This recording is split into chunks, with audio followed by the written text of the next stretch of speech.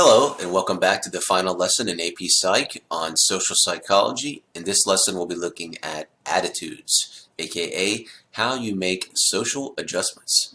What is an attitude, you might ask? Well, it is a positive or negative evaluation of objects of thought. Let's dive right in. Your attitude has three potential components. These components include a cognitive, affective, or behavioral component. These are listed as either a belief, an emotion, or a predisposition to act. Now, it's worth noting that you don't have to have all three components to make up an attitude. However, the stronger your attitude, the durability of your attitude, the accessibility of your attitude, aka how often is it coming to mind, as well as the ambivalence or the level of conflict is going to come into play. Attitude and behavior have a pretty modest correlation of 0.41. Under high social pressure, drops to a correlation of about 0.30. So all in all, attitude and behavior definitely have a link that we would like to review. Looking beneath the surface of attitude, there are kind of two divisions. So you have what are considered explicit attitudes and implicit attitudes. An explicit attitude is something that you hold consciously and can readily describe, whereas an implicit attitude could often be reflected in small micro expressions or covert expressed in a subtle response. And this is something that you may not even realize or have little control over. When you look at trying to change someone's attitude, there are a few possibilities of persuasion. So technically, there are four basic elements which are considered the source, receiver, message, and channel. And these are all very common sense based, so I'm not going to read them off the slide to you. With that being said, the channel is the medium through which the message is sent. So it could be an email, a phone, a text message, some snail mail. It could be an in-person conversation. But the route to persuade someone is often going to include changing their attitude. So let's see how exactly you could do that. When you look first with the source, there are a few factors that come into play. For example, how respected is that source? Do you find them as being a very credible person?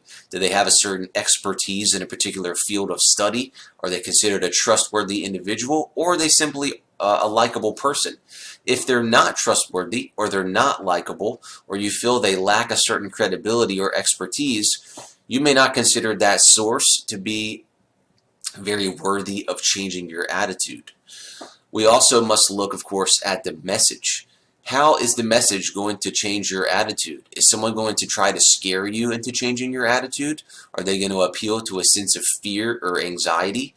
Or are they going to simply appeal to a sense of logic and try to really change your attitude based on a conveying of information that just seems to make sense? When it comes to the message, is the attitude going to be reflective of a one-sided argument? Is someone only going to give you information that presents maybe the pros but leaves off the cons? Or would you be the receiver of the two-sided argument? Two-sided arguments tend to be seen as being more credible. And so if you were to give someone the pros and the cons in terms of trying to help influence their attitude, that would be seen with an increase in credibility. There's a phenomenon which is known as the truth effect, which suggests that the more something is repeated, the more validity it's seen to have. And so if you were to hear something repeated over and over and over, the belief is that some people, not all, but some people may begin to actually take that information as being more truthful or more valid. And this is very dangerous and very scary. It's used by politicians and all kinds of others to try to convey a sense of attitude influence. If you were to be told something over and over and over, after a while of hearing that, you may begin to believe it holds more merit than it actually does. This is, of course, connected with the mere exposure effect as well, which you should have remembered from the previous unit. Lastly, when it comes to the receiver, we have to consider certain factors there. For example, stronger attitudes are generally more resistant to change. And so if I'm trying to influence your attitude on a specific subject, if you're very passionate about something and if your attitude is very strong, it's going to make it a lot more difficult for me to influence your attitude. So One of the reasons that this is a topic of study is because we need to look at a very important topic of both prejudice and discrimination. These are not the same topics, so it's very important that you understand the difference, and luckily it's very simple. Prejudice is considered an attitude. You can have any attitude that you want, and it can be totally a-okay for you. However, discrimination is not entirely attitude. It may be based upon attitude, but discrimination is when you actually have a behavioral component. So prejudice is a negative attitude. Discrimination, I would say, is a negative behavior, usually unfairly towards members of a particular group, likely not your in-group. So these members may be in your out-group. Prejudice as an attitude means that you hold some kind of negative attitude towards members of a group. So again, reviewing the three components of your attitude, which could be a belief, an emotion, or a behavioral disposition. Again, behavioral disposition being a forecast of how you might act, but you're not actually doing it. Well, I've included some examples on here to show you the differences in terms of prejudice. These hopefully are not going to be seen as my beliefs, as they are definitely not, but just to give you an example, I think it's worth to see. So, if I was to believe that Indians are mostly alcoholics, well, this is a prejudicial belief.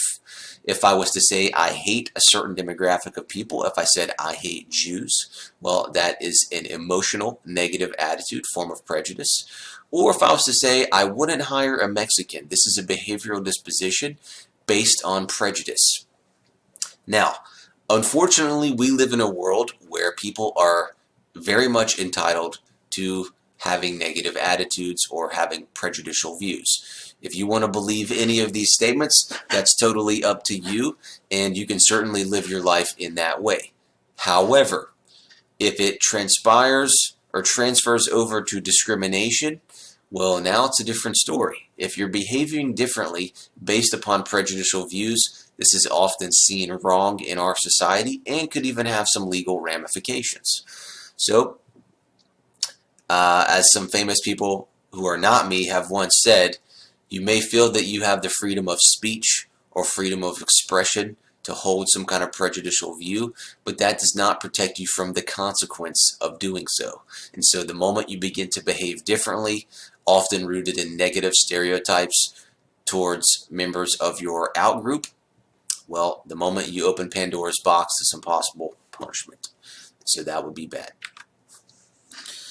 When it comes to attitudes, we also must look at a famous case which is known as cognitive dissonance. Some of the other things on this slide are fairly self-explanatory. Cognitive dissonance, maybe not so much. Cognitive dissonance is based on the work of Leon Festinger, who basically proposed dissonance theory. Cognitive dissonance is a problem when you have thoughts that are inconsistent or contradict your behavior.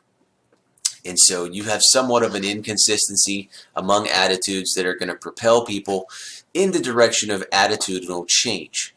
For example, if you know that smoking is bad and harmful for you, but you then go and have a cigarette, well, you have to think back about your behavior and your attitude. You can't change your behavior because you've already done the action of smoking the cigarette. So what do? You change your attitude and you say, well, I know smoking is bad and harmful, and even though I just smoked a cigarette, you know, I'm probably going to be okay. I'm not going to be one of those people who gets lung cancer from smoking. Well, that's a change in your attitude because you originally believed it was bad, but then you did it. And so now, because you can't change your behavior, you're going to change your attitude. Another example. You've been saving up money to get special concert tickets for a show that you've been wanting to see for a long, long time. Your favorite artist is finally in town and it's time for the show. You've been reading all kinds of awesome reviews from other people as you followed along with this artist on their tour about playing their best songs and how this artist has just put on such a great performance. You wait in line for hours to be able to get tickets to go to this show. Once you're there, the artist plays all of your least favorite songs and you overall felt the quality of the performance was not that great. A few days later, you're reading about more posts on the internet from people who said that the shows were so great. and you have to come to terms with your attitude on the subject. Your friends and family are asking you all about the show, and what do you say? Do you honestly reveal that you were really disappointed and the show was such a huge bummer, even though you saved up a bunch of money and waited in line for a long time to get tickets? Or do you end up saying, it wasn't too bad, it was okay? And that's more likely what's to happen because of your effort involved. You have to justify all that effort of saving money and spending time to get tickets, and then even spending time at the show itself. And so as a way to justify all of that effort, what can you do? Well, you can't really change your behavior because it's already been done. So you change your attitude instead. The last thing I'll share is about the elaboration likelihood model. If you're trying to actually persuade or influence someone, you may want to use one of two persuasive models. One model utilizes the central route to persuasion. I would say use the C in central to think about content. Whereas the other is the peripheral route to persuasion, and it looks like my photo there is just slightly covering up the P of peripheral. So the peripheral route to persuasion is when you try to persuade through non-message factors. I'll give you an example. If you are going to a car dealership to buy a new car, it's possible that they send out their most knowledgeable employee who's going to try to appeal to you through the central route of persuasion. They're going to use content and logic to try to change your attitude about a specific type of car. Maybe you go in there not knowing what even kind of car you want to get, and so they can send out someone who's very knowledgeable and persuade you based on content of their argument. It's also possible that you go to a car dealership and instead of sending out their smartest person who can appeal to a sense of content, they send out their most attractive salesperson. This attractive salesperson is going to help you imagine yourself in a specific car that maybe is not what you're looking for, but it's appealing based on the argument that they give. Not only that, but you are more likely to trust that source because you see that attractive employee as having a warm and friendly attitude and personality, and would never be someone who would be there to take advantage of you. So something to think about for sure. Finally, I'll give you some examples of some influence tactics that you'll see today, and I will congratulate you on completion of AP Psych. So one technique is known as the foot in the door technique, and the foot in the door technique is when you literally get your foot in the door. You're asking someone for a large request, but you know if you ask for that large request up front, it's never going to happen. So what do? You got to get your foot in the door. You get your foot in the door by asking for a small request first, and once they agree, you then ask for a little bit more. Why would you do that? Because, well, you've already got your foot in the door. What's the harm in asking for just a little bit more? Now, this is a decent strategy. However, you could also do the reverse, which is to use the door in the face technique. You could try to ask for a massive amount of money up front, knowing that someone is going to definitely outright deny you. But then, in outright denying you, they may feel a small sense of shame or guilt. And as a result, you try to use that to your advantage to then say, would you agree to a small request? If I wanted $100 but I knew I was never going to get it, I could ask for $100 first and know that I'm going to be denied, and then ask for 10, hoping that the guilt would cause them to give me the 10. Another technique of influence is called the reciprocity norm. Reciprocity norms exist when you feel a need to pay back someone after they've done something for you. It would be like getting a gift for your birthday or for Christmas and then feeling compelled to write a thank you note as an act of reciprocity. And if you don't already do something like this, you definitely should. One final technique, and I will bid you farewell, is the lowball technique. The lowball technique is when you get someone to commit to a very attractive proposition without revealing the true costs. Imagine your friend is asking you to come with them to their family's beach house for the spring break vacation during the year. All they simply tell you is that the beach house is owned by their family and that they haven't been in a little while, and their family has said that they can invite you, a friend, along with them. You agree, of course, because why would you turn down a free vacation at the beach? However, once you've agreed to the request and you're already en route in the family's vehicle, you're informed that this family actually just acquired this beach house and they don't even know what it's going to look like but they know that it's going to need some repairs, and that you may be spending the large majority of your time on reconstruction for the house, as well as doing small tedious tasks like cleaning and painting, rather than getting to enjoy a nice sunny vacation at the beach. Well, if you would have known all of this up front, you might have decided that you'd rather just stay home and chill for your spring break vacation, rather than going to a beach house that you're not going to truly enjoy due to the amount of work involved. So if you agreed, you got lowballed. And there's a couple others here. I'm sure you guys can read these about scarcity and whatnot, but that's going to conclude the final unit of Social Psychology, Unit 9 in AP Psych. As always, thanks for joining.